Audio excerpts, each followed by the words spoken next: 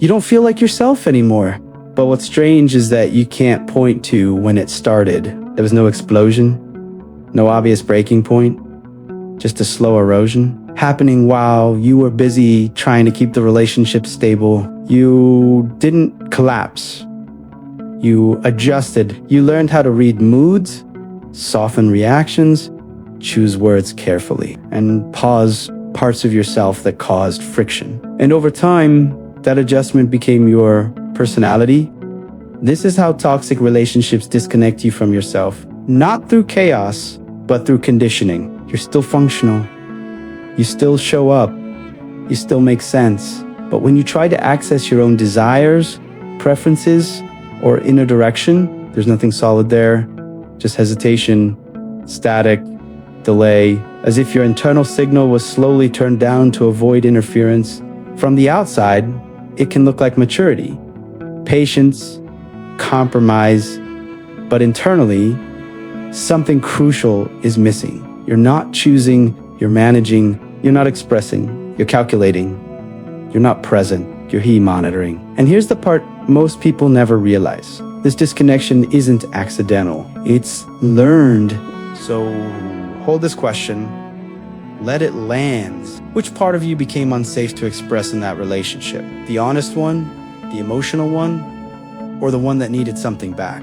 We'll return to that, because the answer explains not just why you feel disconnected now, but why reconnecting feels strangely unfamiliar. If this already feels too close, stay. This isn't motivation. This is recognition. And once you see the pattern, it can't stay invisible. You may have told yourself this disconnection means you're weak, lazy, too sensitive, or incapable of sustaining love without losing yourself.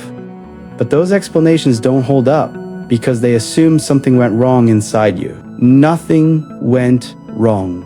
If this were laziness, effort would fix it. If this were lack of discipline, pressure would help. If this were a motivation problem, fear would wake you up. But pressure makes it worse. Fear makes you quieter. And effort only increases the distance. That's because this isn't a failure of character. It's a survival response. You didn't stop showing up because you didn't care. You stopped showing up as yourself because showing up fully had consequences. Consequences your nervous system remembers. Even if your mind minimizes them, people often say, I should have left sooner, or I should have stood up for myself. But those statements come from hindsight, not from the reality you were living inside at the time. When staying requires shrinking, shrinking became intelligence. Self-blame feels logical because it gives the illusion of control. If it's my fault, then I can fix it. But this kind of blame misunderstands what happened. You didn't fail to protect yourself. You protected yourself the only way you knew how, by disappearing just enough to survive. And that's the shift that matters here. You weren't weak, you were adaptive. In the next section, we'll look at how that adaptation begins and why emotional safety is the first thing that disappears, long before the self does. This self does not disappear all at once. It retreats when the environment becomes unsafe to remain open. Emotional safety is not a luxury. It is the condition required for the self to stay present. When safety is present, the nervous system allows curiosity, desire, and direction. When safety disappears, the system shifts priorities.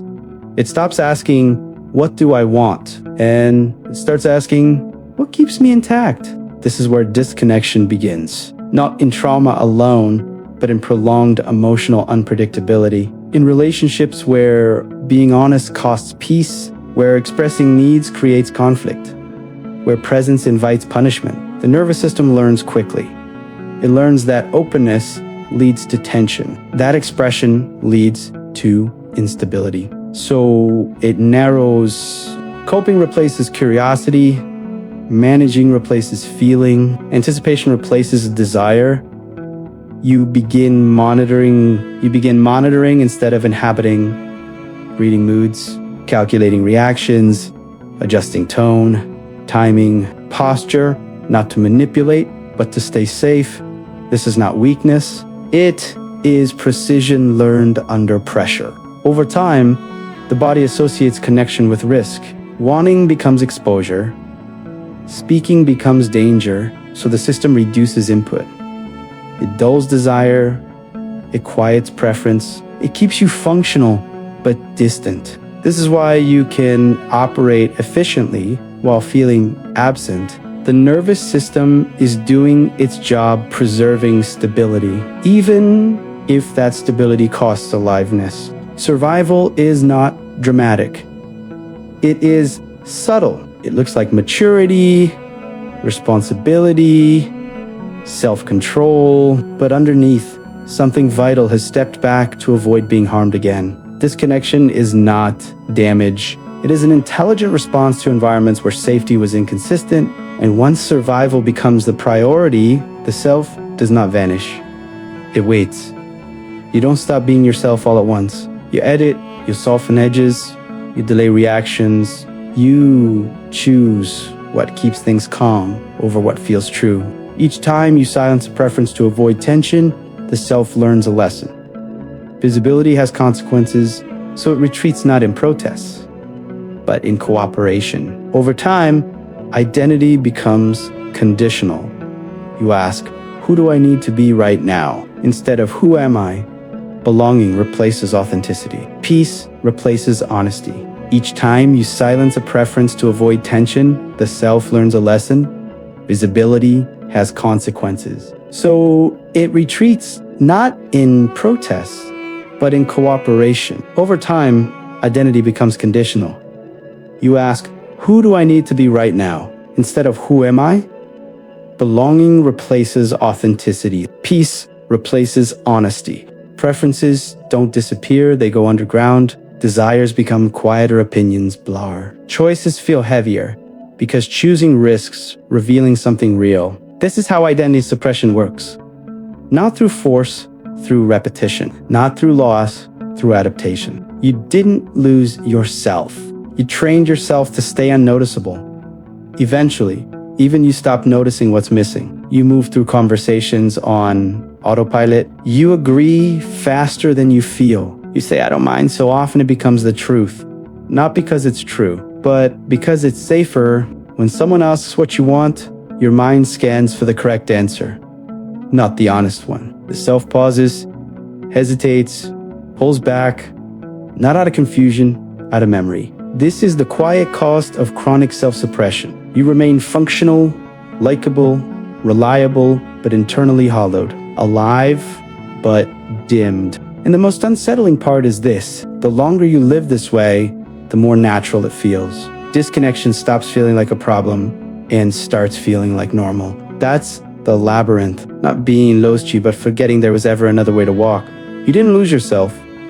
Nothing inside you vanished. Nothing essential broke. The part of you that feels missing didn't disappear. It stepped back. It learned slowly and precisely that being fully present came with a cost. That wanting led to conflict. That expressing truth led to tension. That showing up as yourself risked loss. So it adapted. Not dramatically, not consciously, quietly. It learned to dim desire before it could hurt you, to mute preference before it could be rejected, to withdraw before it could be wounded. This is why disconnection feels empty but not chaotic. Why there's silence instead of pain. Why nothing feels wrong, yet nothing feels alive. Because this wasn't collapse, it was protection. Nothing inside you died. It simply learned when it wasn't safe to stay visible. And it's still there, waiting not for motivation, not for confidence, not for force, but for safety. Reconnection doesn't begin with clarity, it begins with permission. Not permission to change your life, but permission to feel something small, without correcting it, judging it, or explaining it away. The self doesn't return when you demand answers. It returns when it senses there will be no punishment for whatever it offers. This is why forcing purpose never works. Pressure feels like danger to a system that learned to hide. So the more you push for direction, the further the self stays back. Reconnection starts quietly, a preference that surprises you, a moment of interest you don't dismiss, a no you allow yourself to keep. These moments feel insignificant. but they are not. They are signals of safety, evidence that expression no longer leads to threat. The self comes back the same way it left, slowly, cautiously, testing whether it's safe to exist again. And every time you listen, without demanding more, it steps a little closer. The mistake most people make here is trying to act before they feel safe. They ask, what should I do? When the real question is, where am I still at war with myself? Desire cannot grow in a hostile environment. If every feeling is interrogated, if every impulse is doubted, the self stays guarded. Safety is built by reducing internal violence, by stopping the habit of overriding yourself, by letting discomfort exist without rushing to fix it. This means honoring boundaries even when they disappoint others, resting without justifying it, listening without translating feelings into productivity. You don't rebuild the self through effort. You rebuild it through consistency. When your system learns that expression no longer leads to punishment, wanting stops feeling dangerous, and only then does direction begin to emerge without being forced. At some point, the pressure to figure yourself out will soften, not because you forced clarity, but because you stopped attacking what was quiet. You were never late to your life. You were protecting it the only way you knew how. Disconnection is not the end of the path.